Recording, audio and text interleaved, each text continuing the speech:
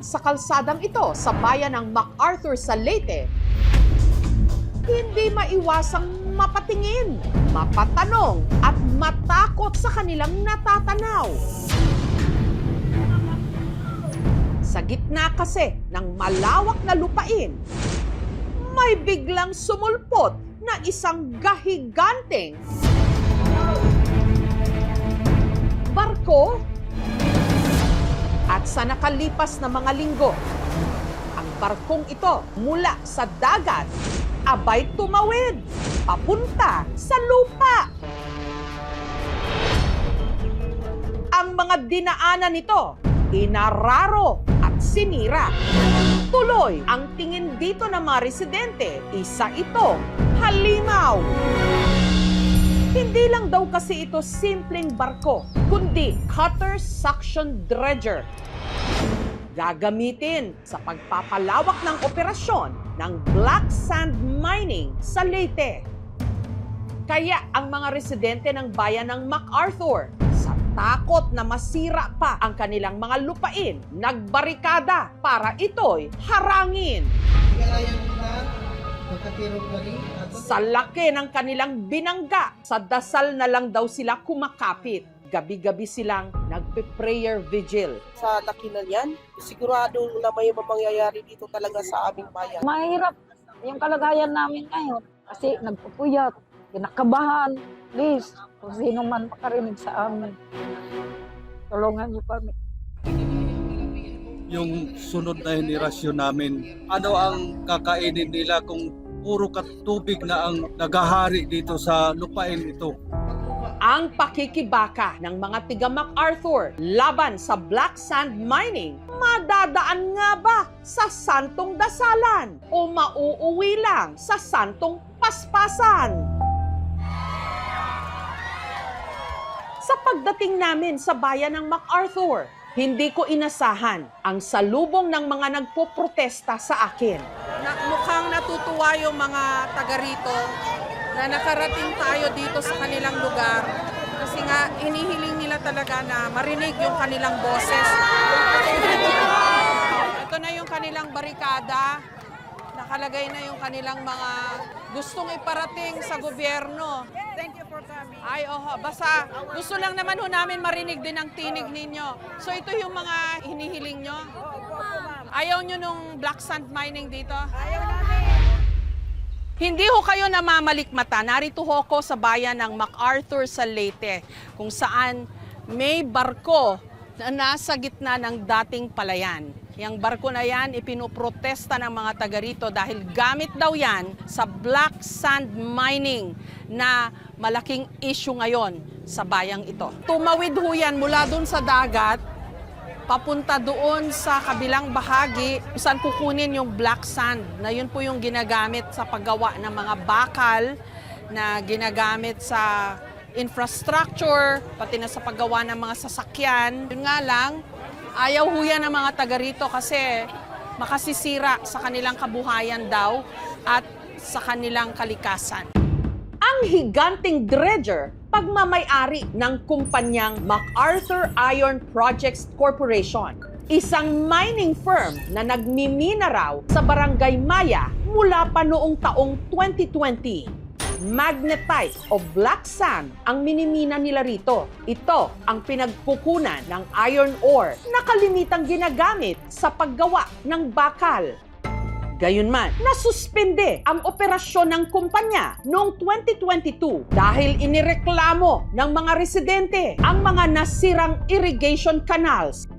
Lubha raw kasing naapektuhan ng pagmimina ang mga pananim ng mga magsasaka, pati na ang mga palaisdaan ng tilapia na kanila ring ikinabubuhay. Hanggang ngayon, hindi pa rin daw nire-repair ng kumpanya ang nasirang irigasyon ng mga magsasaka. Pero nitong January 25, namataan na lang nila ang dambuhalang barko sa baybayin ng bayan ng MacArthur hanggang tinawid na nito ang dagat at dumaong sa kanilang dalampasigan. Laking gulat na lang nila na sa loob ng 2 linggo, nakapasok ito ng 650 meters mula sa dagat hanggang sa kung saan ito inabot ngayon. At lahat daw ng dinaanan ng barko nakalbo. Dati dito mga puno ng nyug, tapos tinamano ng buhangin, bato-bato, padaanan ng barko. Pupunta dito po sa Barangay Maya. Tawid ulit sila ng kalsada para doon sa minahan. Black sand mining is through magnetic separators. Umiikot lang na magnets, kapit na siya doon. Pag malaki operation mo, marami kang kailangang technology or equipment. Kung mineralize yung lupa mo, hindi mo pwedeng tamnan. Na-interview ko ang leader ng mga nagbabarikada, si Jesus. Mang Jesus, ano ho yung ipinoprotesta nyo rito? Ang ipinoprotesta po namin dito ang totally na pagpapahinto ng pagmimina. Dahil ang pagmimina po nangyari 2010 pa. 2012, malaki ang turisyo ng mining company. Pumatay po ito ng 27,000 kilos na crude tilapia galing sa Bito ng Lawa. So nasisira ho yung kabuhayan Yes po, nyo? ma'am. Oho. Ano ho itong barkong to? Saan ho nanggaling daw? Bigla na lang yan dumating rito at sinasabi na wala pa silang permit sa pagmimina, pero bakit dumating ang isang barko na malaki? Gagamitin daw ho ito sa pagmimina? Ayon sa mga ipinapalabas na pag-uulat ng mining company, isang kagamitan pagmina po yan. Saan Tatawid po papunta ho daw? dito sa aming prime. Sa kabila? Yes po. Masisira naman yung mga... Yes, sila na ma'am. Tutuluyan na nilang wasakin ang prime irrigated rice land ng MacArthur Liti. Isa pa sa ikinababahala at ikinagagalit ng mga residente, ang mga nagtatrabaho raw sa minahan, pati na ang nag-o-operate ng dredger na barko, mga Chino. May Chino ho Yes po dyan? ma'am, marami. O itong buwan lang to, kasabay ang isyo na nagbabalitaktakan sa Senado. Ang binabanggit sa gitna ng karagatan. Bakit dito nasa mainland kami walang gobyerno na tumatanong kung anong nangyayari sa amin? Ang tinutukoy nyo ho yung issue sa Spratlys. Opo, ma'am. Na bakit doon kalaban yung mga Sino? Chino. Pero dito, sabi So, nyo, pero kami accommodated yan, nakahotel yan eh. so may Escorted pa. mga Chino ho Opo, dyan ma'am. sa loob. Opo ma'am. Ang sabi pa ho nung kumpanya, nakakapagpaganda raw ng soil quality yung ginagawa nilang black sand mining. Ano ho masasabi nyo roon? Sino ba talaga ang papaniwalaan ng taong bayan? Ang iyang scientifico na pagsusuri galing mismo sa ating Departamento ng Agrikultura o yung mapanlinlang na mga Chino? At saka sa tingin nyo ho, ano nangyari sa mga palayan? Eh wala ma'am, non-productive until now. Ano ho nangyari sa lupa? Wala, Kasi, naging lawa. paano ho yan? Hanggang kailan po kayo magbabarikada rito? Hanggang hindi kami pinapakinggan ng gobyerno, hindi naman kami violente. Nananawagan lang kami kung nasaan ang gobyerno sa aming daing. Anong balak nyo ho ngayon? Eh kaya nga, tumutulong na kami na maging national issue na sana dalhin na ito sa Senado. Kung ano ang pagkakamali noong una, ituwid naman ng gobyerno. Dahil kapag ka na ng mga Chino at big time na politiko, pabor sa libo-libong magsasaka. Thank you so much, ma'am.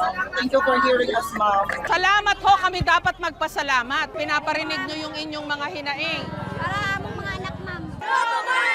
Naririnig ho namin kayo, nakikita namin ang placard nyo. Anong gusto mong sabihin? Mawawala ang kinabukasan ng kabataan dahil sa pagmimina ng lupa. Kung hindi ho naharangan ng mga residente o ng mga nagbabarikada, yung barkong yan, eh dito dadaan yan. In fact, nagawa na nila yung kalsada eh. Papunta doon, nandun kasi yung minahan para sa black sand mining. Malinaw na ang pakay ng barkong ito makatawid ng highway papunta sa minahan ng magnetite o black sand. May 14 na kabundukan sa may Central Leyte. Lahat sila volcanic source o volcanic origin. It so happens sa Central Leyte, duman din ang Philippine Fault Zone. Daan ng mga mineralizing fluids, maakyat, at nadidisperse ang minerals. Kasama doon yung iron. Very abundant yung lugar na yan. Kwento ng mga taga rito, bago pa raw nakarating ang barkong ito sa Barangay Maya, marami ng mga lupain ang napinsala. Lalo pat taong 2007 pa lang, inaprubahan ng MGB o ng Mines and Geosciences Bureau ang tinatawag na MPSA o Mineral Production Sharing Agreement ang kumpanyang Strong Built Mining Development Corporation na nabili ng investment o holding company na Bright Kindle Resources and Investments Incorporated o BKRI noong 2024. Sakop din ng MPSA ang MacArthur Iron Projects Corporation na nagsimula naman ang operasyon noong 2020. Ayon sa mga residente, maliliit lang daw ang mga makinang gamit nila noon para sa black sand mining. Isa raw sa mga naunang naperwisyo ang palayan ni Patrocinia. Mga walang hiya kasi hindi naawa sa amin. Yung palay namin bumagsak na sa butas nila. Sir, maawa naman ho kayo sa amin. Tulungan nyo kami dito. Maraming palayan daw dito, lumubog, katulad ng mga nadaanan natin. Gawa nung operation ng black sand mining noong 2021. Kasi ngayon, sabi nung kumpanya, hindi daw sila nag-ooperate. Yun nga lang, sa kaso ng bukid ni Patrocinia, wala na, nauna nang nasira eh. Patrocinia, ano nangyari dun sa inyong bukid? Lumubog po, tapos na-mining po nila yung kalahati. May pahintulot ba ninyo yon? Wala po. Tinanong nyo, bakit ganon? Kasi po nung una, pumunta sila sa amin, may dala po silang pera. Ayaw po ng asawa ko ibinta. Tapos umuwi po sila. Tapos nung kinabukasan po, pumunta po kami sa basakan po namin. Pagdating namin doon, bumagsak na po yung ibang palay sa mina-mining nila po. Bugwa ka na di haamon, kita ka di kami nakatanom kay ngadit bugwak.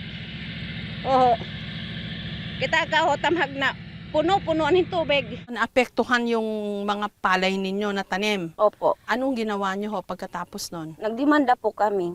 Ano nangyari? Na-dismiss po. Dahil? Hindi ko pa alam. Kita ko itong karoya, nga diri na din mag-mining. Kaya dako itong din nga purisyo. Pero sabi nila, mabibigyan daw ng trabaho yung mga taga rito.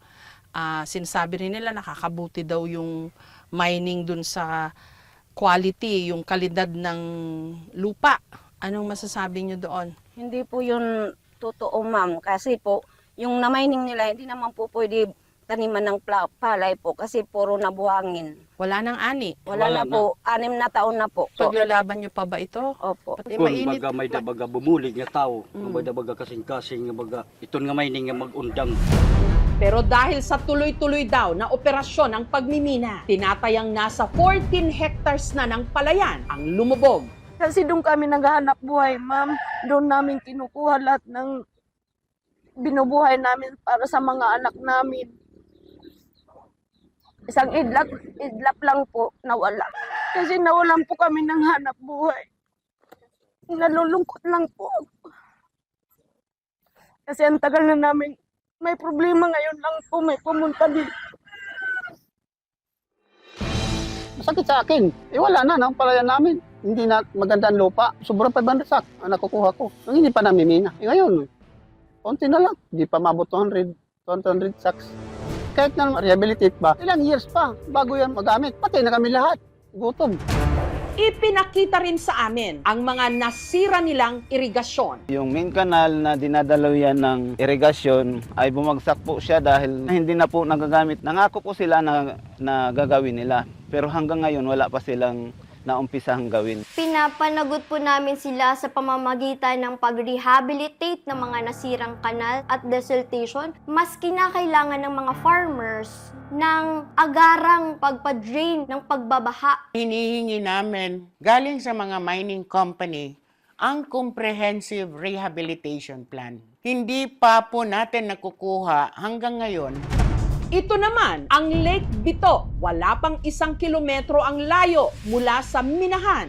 Dito sila nagpapalaki ng mga tilapia. Dagdag kabuhayan. Sana kung hindi nagkandamatay ang mga isda noong 2012. 27,000 kilos. Lugi ang mga namuhunan.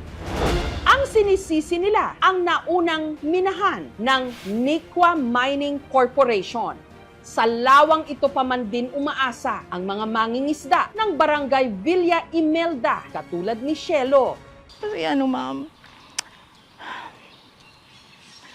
nakakawala siya ng pag-asa. Maabot po ng 500 kilos yung nakukuha ko sa isang fish pen. Since 2022, nasaan mahigit 100 kilo na lang yung nakukuha namin kada harvest. Yung tubig namin, ma'am, bumaba siya ng mga 1 hanggang 2 metro. Mas malalim na yung hukay nila, kung kaya mababa na yung tubig namin. Hindi na kami pwede mag-alaga ng ganung karaming isda sa isang cage. Sinubukan naming kuhanan ng pahayag ang Nikwa Mining Corporation pero hindi sila tumugon sa aming paanyaya.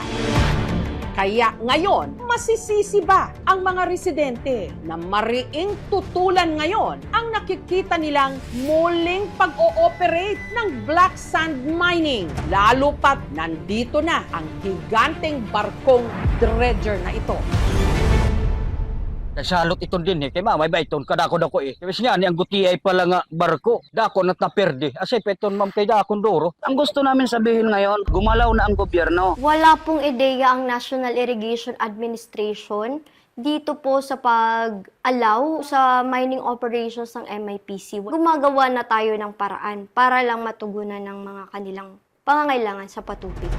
Ang provincial government ng Leyte nagsumiti raw ng request para masuspinde ang pagpasok dito ng barko. Yung dredger na yan is not a friendly sight and is not welcome. Galing China ito. Sabi nga nila, binabantayan natin ang West Philippine Sea. Tapos dito pala sa East Philippine Sea. Mukhang hindi natin nabantayan. Ang tanong dito, hindi ba namin alam to? Hindi. Mukhang binaliwala rin kami. Dumiretso lang sila. Nabulaga na lang kami na nandyan na yung barko.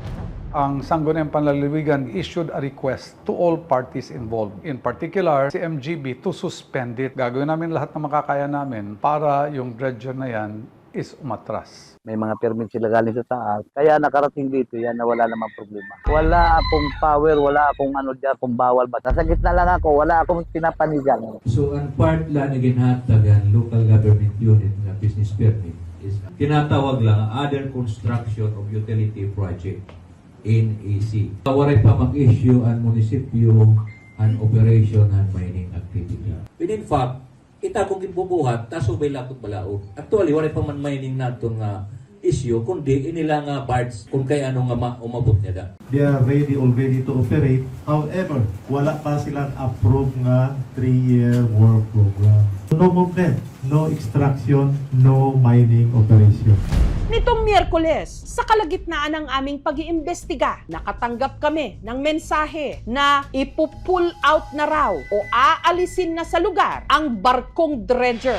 The company has posted a rehabilitation bond of 56 million pesos to the Mines and Geosciences Bureau or MGB. The funds assure the proper restoration of mined-out areas. MIPC will restore the land area to full cultivation before its return to the owners. In light of the current situation, and in the interest of maintaining harmony and preventing further escalation, MIPC has decided to withdraw the dredger and re-evaluate its current work plan. Sir, una po sa lahat, totoo ho ba yung press statement ninyo na ipupull out na yung barko? Yung po ay sinangguni namin sa mga ahensya ng gobyerno. Matulungan muna kami. Subalit gusto ko pong linawin na hindi naman ho ganun kasimple yun. Na hindi naman po kariton yung hihilahin namin pabalik. Ito po ay 2,000 tonelada halos at meron hong mga pangangailangan sa engineering works para gawin po kung iuurungan po yan. So anong status ngayon nung black sand mining ho na ginagawa dito? Ang black sand mining po since 2022 ay wala pong operation. So status quo? Status quo. Ano hong posisyon nyo ba dito po sa pagpoprotesta po ng mga residente? Iginagalang po namin yung posisyon nila na sila po ay may objection, meron ho silang mga grievance na tinatawag. Subalit ito naman po ay welcome sa amin at ang kailangan po lang namin ay mabigyan din kami ng pagkakataon na yung aming side o yung aming pong kwento ay marinig naman kung ano po yung totoo. Sabi ho dun sa press statement nyo na nabasa ko, itong black sand mining will give thousands of jobs. Tama ho ba? Nung pagsisimula po nung aming operasyon dito, noon pa lang po nabigyan namin ng trabaho yung mga tao rito. At nagtumigil nga po siya noong 2022. Pero sabi ho nila, may mga Chino rin daw po sila nakikita na nagtatrabaho sa loob. So kahit ho yun, pinoprotesta nila. Gusto ko pong itanong kung ano po ang basihan, kung bakit po sila itutol. Sapagkat yung teknolohiya po na pagdadala namin ng dredger dito ay teknolohiya po na ating hiningi ang tulong ng ibang bansa dahil ito ho ay advancement sa technology. Kung iisipin nyo po, yung aming dredger ay napakalaki. Kaya ho, naging tampulan ng mga question at kung ano mang yung pinoprotesta po nila So tungkol yung bahaging yun, naintindihan nyo po, na parang ang turing na nila dun sa CSD, yung cutter, suction dredger ay parang monster sa gitna ho ng kanilang mga taniman ng nyog at palay. Opo. Yung mga Chino po, talagang bahagi po ng kontrata na, Bahagi na sila. nagtatrabaho po sila dyan sa loob ng kumpanya. And then yung iron ore na nakukuha po dyan, dinadala rin ho sa China, tama ho ba? For export po yun. For export, oh. Kasi bahagi rin ho yun ng hinaing ng mga tao na kasi may issue ngayon ng China at Pilipinas. Tapos dito, yung mga Chino welcome naman at sa kanila dinadala yung iron ore. Opo. Ano masasabi niyo ho roon? Yung presensya po ng mga trabahante ng mga Chino rito, yung mga engineer nila, ay may kaukulang permit sa ahensya ng gobyerno, sa immigration, sa Department of Labor, bago sila makapagtrabaho dito. Sabi pa ho ng press statement nyo, yung black sand mining enriches the soil. It improves the soil quality. Tama ho ba yun? Ako naman po ay hindi eksperto tungkol doon, pero may pag-aaral po na ito po ay makakatulong tungkol dun sa temperature o dun sa kalagayan po ng lupa rito. At dito rin po sa MacArthur, meron ho kasing mga area dito, no, sinasabi ho nilang agricultural land, pero meron pong mga portion ng lupain dito na swampy, na kailangan pong madretsa at kung nandun po sa ilalim yung mineral ay mapapakinabangan po. Ang problema kasi kapag over-mineralized ng iron ang lupa, hindi lumalago ang mga halaman, kaya nagkakaroon ng nutrient imbalance. Pangalawa, mataas ang density ng iron. Naharang nito yung mga katubigan at ibang mga solutions na kailangan sa paglago ng halaman. Kung kaya, nagiging bansot at di nagiging malago. Pero nasira daw po yung fish farms nila at pati yung mga kanilang mga palayan. Ang issue po dun sa lupa ay yan po ay nasasakop nung kasunduan sa gobyerno. Ang tawag po dyan ay NPSA. Parang partner po ang gobyerno at binibigyan po ang isang kumpanya ng karapatan na minahin itong isang lugar na ito. Subalit tungkol po dun sa pag-aari, ownership po ng mga lupa, ito ho ay pag-aari ng individual na tao na kung saan sila ho ay may dokumento, meron silang title, meron silang tax declaration. At bago po namin ito minahin, nakikipagkasundo po kami. May kontrata pong pinipirmahan dun sa individual na may-ari ng lupa. Mga walang hiya kasi hindi naawa sa amin. Yung mga nasira daw po yung kanilang mga fish farm at yung kanilang mga palayan at saka pati irrigation canals ho nila. Ano masasabi niyo ho doon? Una-una, meron naman hong mga grievance mechanism na itinakda ang ating ahensya ng gobyerno kung sakasakali po na meron po silang reklamo. Kagaya po nung nasabi ko na, noong pang 2022, tumigil po ang operasyon namin dito. Nagkaroon ako ng hope na talagang mapupull out siya. Pero magiging totally kampante lang talaga kami dito kapag wala na siya talaga dyan. Magbabarikada kami, handat na dyan ng barko. Samantala, ang kinatawan ng 1st District ng Leyte at dating House Speaker Congressman Martin Romualdez at ang kanyang pamilya nadadawit sa issue dahil sa napaulat na di umano koneksyon nila sa MacArthur Iron Projects Corporation o MIPC. Sa official website kasi ng Bright Kindle o ng BKRI, nakasaad na taong 2022, inihalal bilang isa sa board of directors nito si Andrew Julian Romualdez, anak ng dating Speaker Romualdez.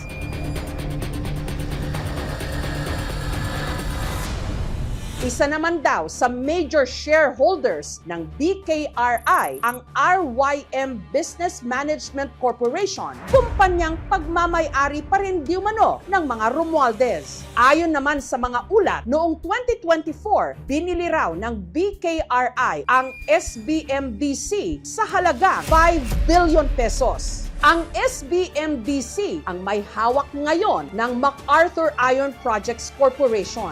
Bagay na siya ring alam ng mga residente. Nandiyan naman sa pinapalabas ng mga dokumento na binili ito ng speaker. Harap-harapan ako mismo nagsasalita. Pero ngayon nagtatago sila. Itinatago nila, nagiging apektado ang mga departamento dahil mismo ang regional offices na dapat gumalaw, si speaker ang naglagay eh. Paano gagalaw ang isang ahensya ng gobyerno pabor sa mga tao kung sila'y mandated ng mga politiko? Yun ho ang problema nyo. Yan ang problema namin. Matagal na kami rito, ma'am. Ilang linggo na kami wala bumababa rito ng ahensya ng gobyerno upang tanungin kung anong hinaing namin. Wala nakikipag-usap po sa Wala inyo? po, ma'am. Ang MacArthur Iron Projects Corporation po ay pag-aari ho ng individual na investor at wala pong kinalaman dito ang dating speaker. As a private corporation, wala ho kaming connection sa dating speaker.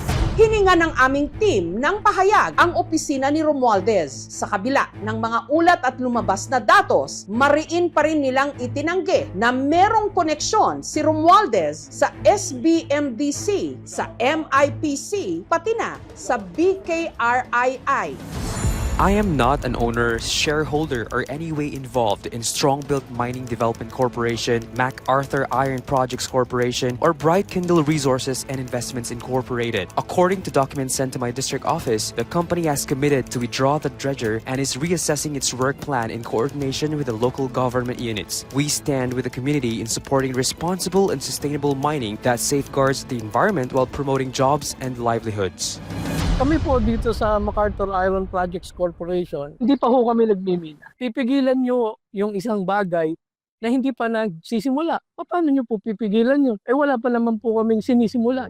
Kaso sa ngayon ho, masidhiw po yung mga damdamin nila dito po sa pinuprotesta nila. May chance pa ba for a dialogue? Meron naman po, laging may chance ang dialogue. Kung ganun po kasi ang kanilang damdamin tungkol sa kanilang ipinaglalaban, masidiri naman ho ang damdamin namin sa ipinaglalaban namin. Yung aming ginagawa dito ay above board. Wala ho kami itinatago. Kaya po open kami. May ipinagtatanggol din naman po kami yung aming mga empleyado rito na nabigyan ng pagkakataon na magkaroon ng opportunity para magtrabaho. Yung opportunity para makadagdag sa social at saka economic development ng MacArthur bilang 5th class municipality, ito ang pagkakataon. Sapagkat sa buwis, sa mga projects, sa social responsibility po, Sinubukan din naming kuhanan ng pahayag ang mga kumpanyang Strongbuilt Mining Development Corporation at Bright Kindle Resources and Investments Incorporated. Hindi sila tumugon sa aming paanyaya.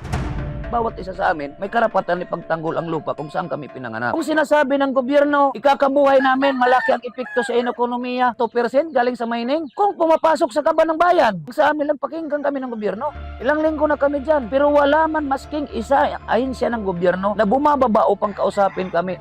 Sana, bago nila payagan yung mga ganitong uri ng kumpanya, sana wag nating kalimutan na ang agriculture is the backbone of the Philippine economy. Pero pag yung pagkain ang nawala, wala na pong wala nang sa yung pinaghahanap buhayan natin. Bigas, hindi buhangin ang kinakain namin. Hanggang mawala yung barko na yan dyan, hanggang iuwi nila doon sa China. Ipaglalaban po namin yung karapatan namin para hindi sila makatawid doon sa palayan namin. Gusto ko po sana tulungan po kami para po hindi na, mawala na po yung mining dito sa amin.